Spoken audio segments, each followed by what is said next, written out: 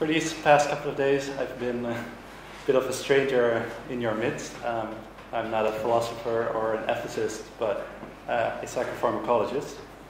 It has been a pleasure, though, to be among you. If I'm going to argue anything today, it will be that I think it's a good thing to look at the facts, the scientific facts. For example, like yesterday, Tom's remark about anti-conception pills, how they prevent the implantation of a fertilized egg. These things matter, I think, in ethical discussions. And while you can have ethical discussions without looking at the facts, as we've seen in the past couple of days sometimes, I think it's good to look at the facts. Today I want to present some of the facts on cognitive enhancements. So this is what I'm going to do. First, I'll look a little bit at the need for enhancement, then at the possibilities at this moment in time, the promises in the near future, and finally the pitfalls. So first, this is a quote by Nick Bostrom. He paints like a picture of what our cognitively enhanced lives might be like. He says, you also discover a greater clarity of mind. You can concentrate on difficult material more easily, and it begins making sense to you. You start seeing connections that eluded you before. You are astounded to realize how many beliefs you had been holding without ever really thinking about them or considering whether the evidence supports them.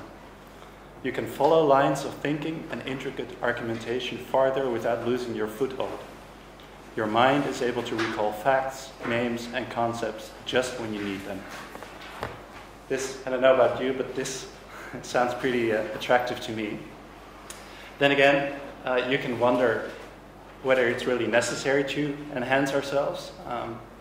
This is a quote by Joshua Foer, who recently he wrote a book about memory, Moonwalking with Einstein. And first off, he says, well, for all of our griping over the everyday failings of our memories, the misplaced keys, the forgotten name, the factoid stuck on the tip of our tongue, their biggest failure may be that we forget how rarely we forget.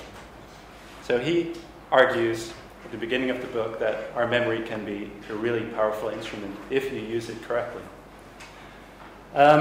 But then again, later on in the book, he also wonders, what would it mean to have all that otherwise lost knowledge at my fingertips? I couldn't help but think that it would make me more persuasive, more confident, and in some fundamental sense, smarter. And he also asked himself, how many worthwhile ideas have gone unthought and connections unmade because of my memory's shortcomings?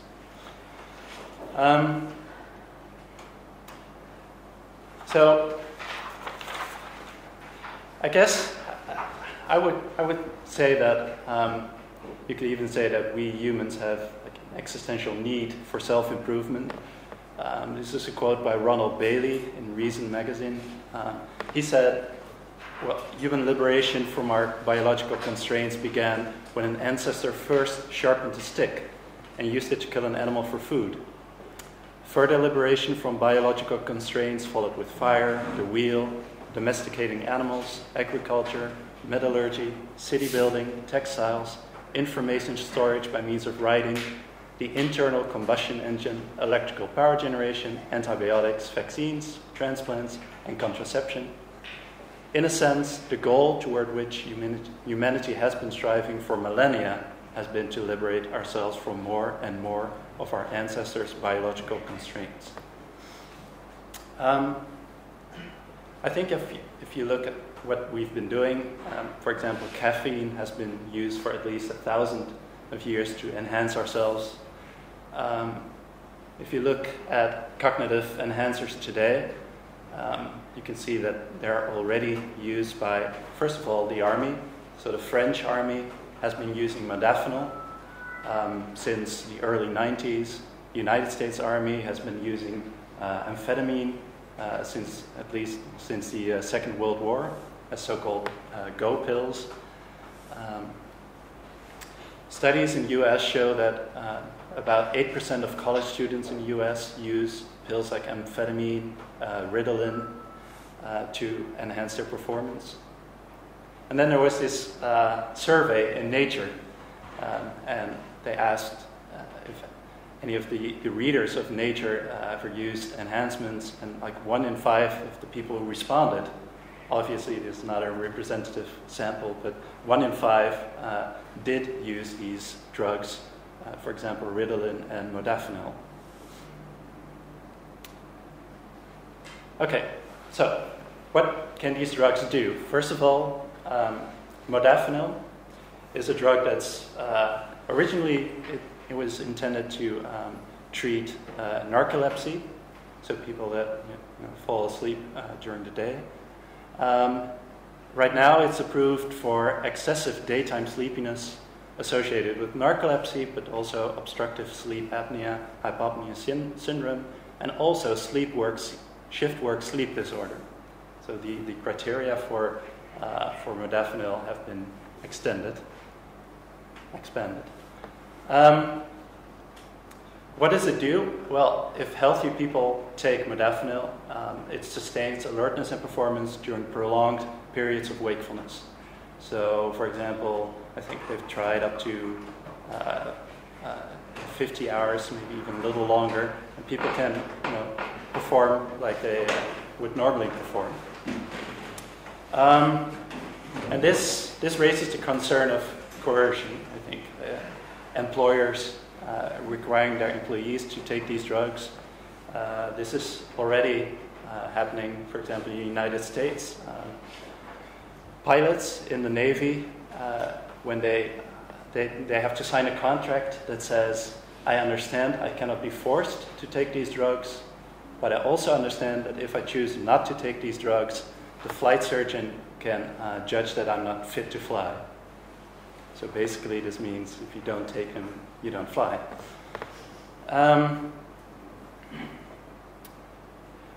Modafinil also enhances working memory. So this is the short-term memory in which we can store information for a short time and also manipulate information, for example, when we do calculations in our head. Working memory is highly correlated with G, general intelligence. And modafinil also enhances your planning capacities.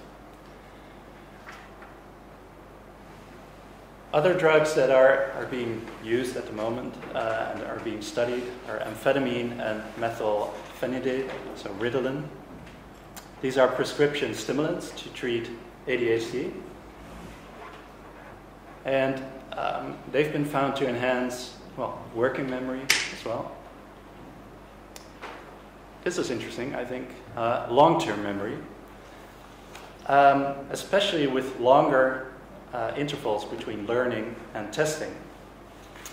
So if we look at the concern of fairness, is it cheating to use these drugs?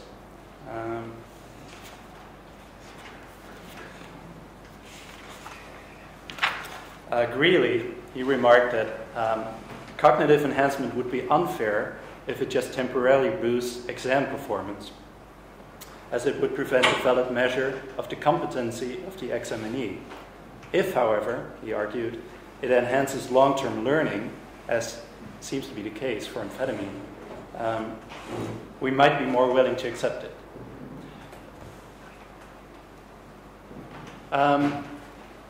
Amphetamines and methylphenidate also enhance executive functioning. So these are things like planning, but also inhibiting behavior that is not appropriate or not called for. Sustained attention, so the ability to focus for an extended period of time. And nonverbal intelligence.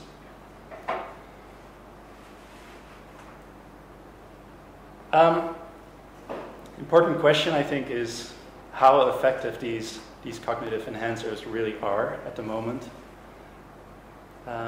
So Hull and Luck, in a recent comment, they said, well, the effects are really small under laboratory conditions, so we should be skeptical about these neuroenhancement claims. And they also said, it's generally unclear whether these enhancement effects that you observe in the lab really translate into benefits in everyday life. This is a valid point for most of these drugs. These are, for example, 2 tests that have been used in the laboratory. On the left, you see the digit span. These are just like rows of numbers, and the experimenter reads the row of numbers, and then you have to repeat it, or sometimes you have to repeat it in reverse order, a lot more difficult. So this is a test of working memory. On the right, this is a version of the Tower of Hanoi problem that you might know. You have to go from the top situation to the situation at the bottom.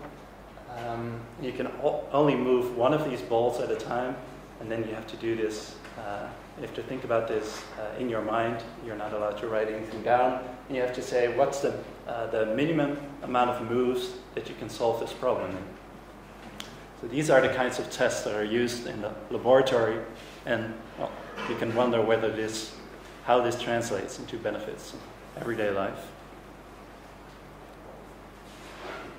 However, a recent paper by Smith and Farah, they argued, well, success in academic and occupational competitions often hinges on difference between being at the top or merely near the top. So even like small effects of these drugs can be significant.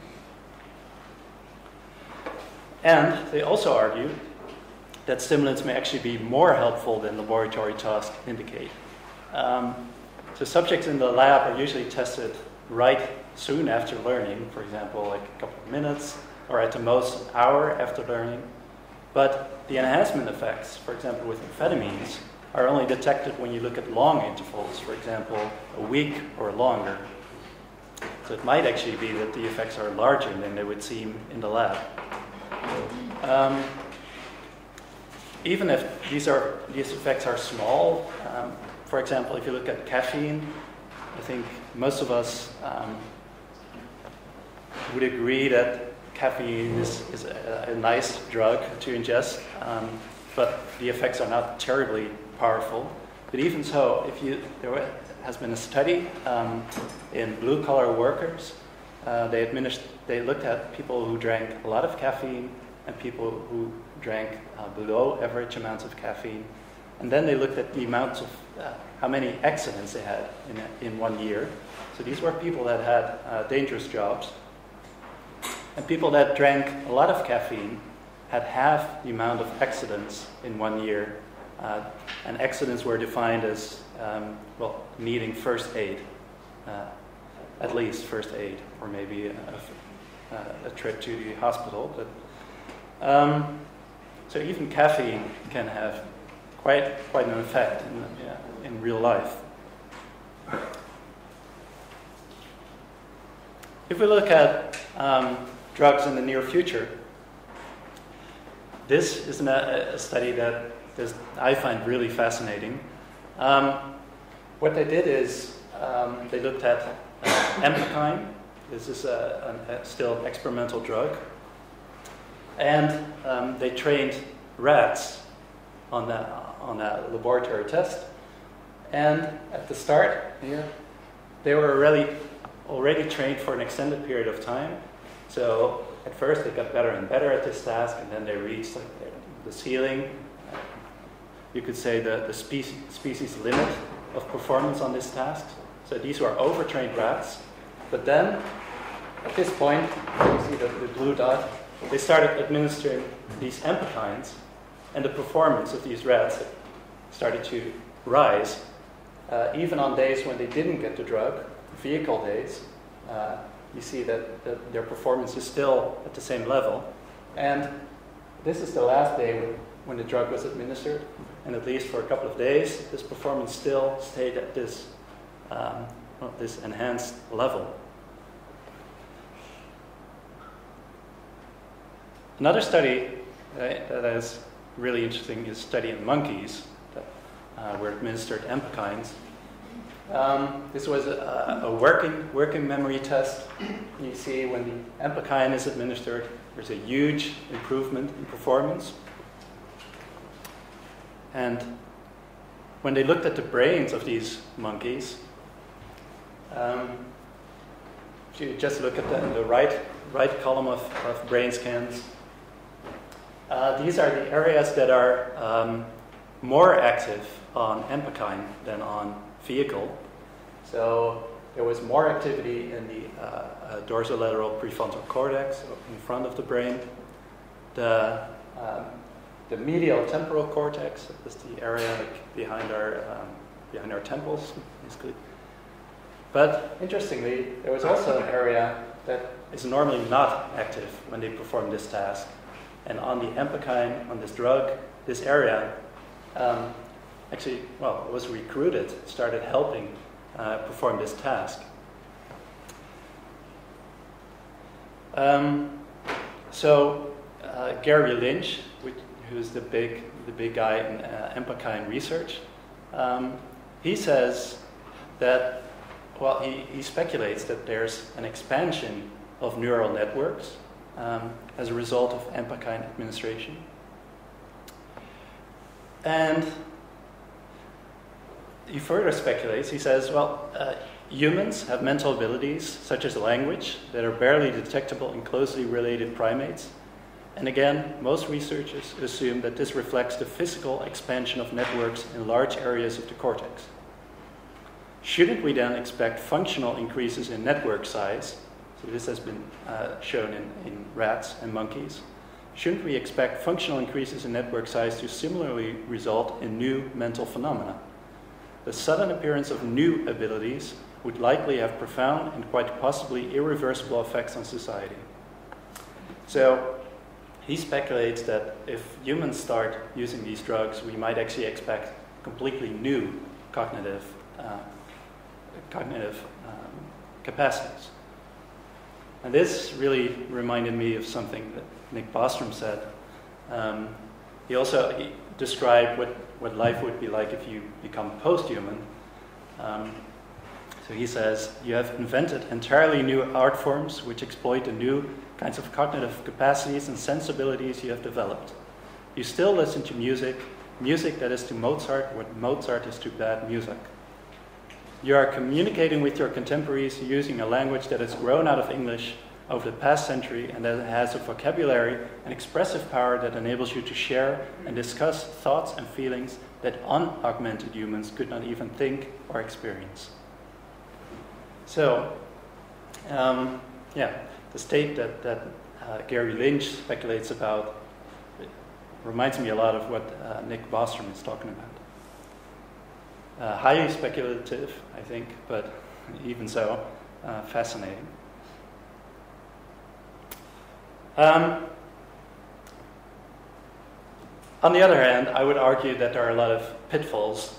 There are a lot of findings that seem to limit the effects of enhancers. And there might even be fundamental reasons why they do so. This is a study on modafinil with people in a lower IQ on the left. This was still above average. This was like 105. And on the right, people with an IQ of 115. And they found that modafinil only works in subjects with an average IQ and not with people with a high IQ. On the right is a study with a bromocriptine, which is a dopamine agonist like amphetamine and Ritalin.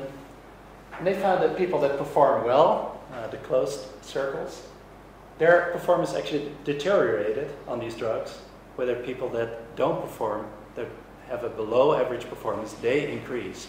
And the end result is that they end up at the same level of performance.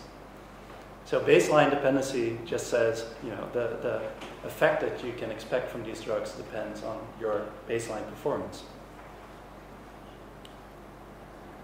And this is presumably what is behind this effect.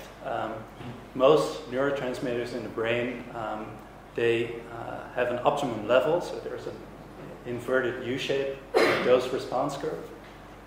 If you're at this lower level, and you take a drug, you get closer to the optimum level and your performance improves.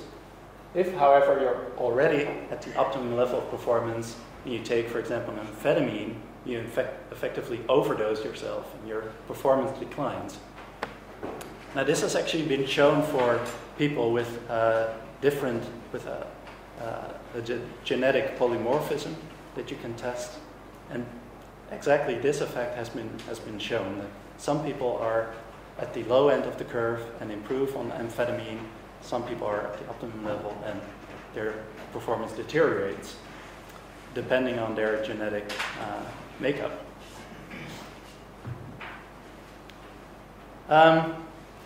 So this is, again, to quote from Bostrom, I think quite ironic. He says, "It seems to me, based on anecdotal evidence and personal observations, that people who are already endowed with above average cognitive capacities are at least as eager, and from what I can tell, actually more eager to obtain further improvements in these capacities than are people who are less talented in these regards." So the irony is that the people who really want to enhance themselves don't really benefit from these drugs, whether people that would really benefit from these drugs might not have the drive to enhance themselves. Another problem, I think, are trade-offs. So an enhancement of performance in one area leads to deterioration of performance in another area. And one of these trade-offs that has been found, at least in animal research, is stability versus flexibility of long-term memory. For example, in food storing birds, there's this drug you can give them, and what it does is they remember really well where they stored their food. So they get really robust long-term memories. But if you then show them that you're moving their food supply, they keep searching in the old location. This has been shown in rats as well. So there appears to be something like a long-term memory that is too robust and inflexible. Another trade-off that has been talked about is attentional focus versus creativity.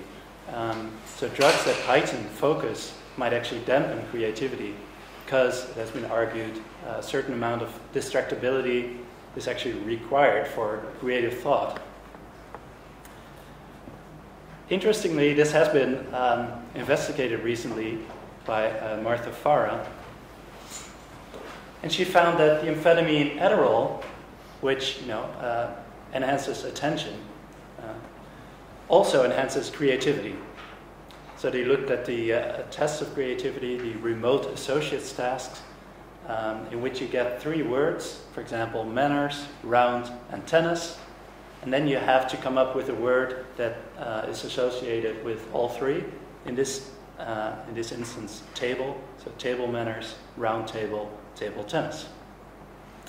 So Adderall improved performance on this creativity task, although it impaired the creativity of highly creative individuals.